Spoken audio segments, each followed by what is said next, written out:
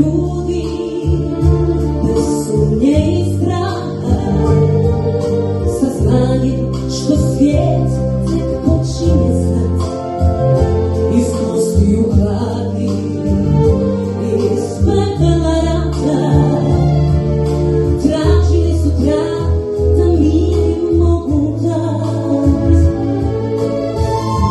jer istina šuti, ali nikad ne nestane, u svakoj kapi krvi ime ostane.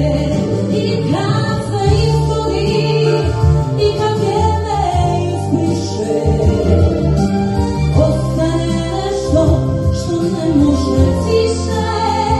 U svakoj rizi što pamti tko smo bili, imena u tišini oni su oživjeli.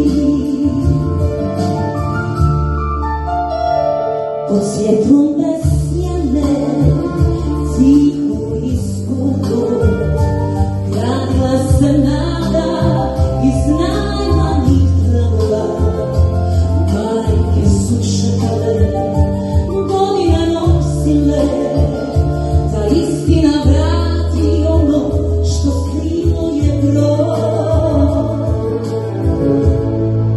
I svijet je na trenutak zastao i gledao kako istina dolazi iz zemlje i pola bez granice.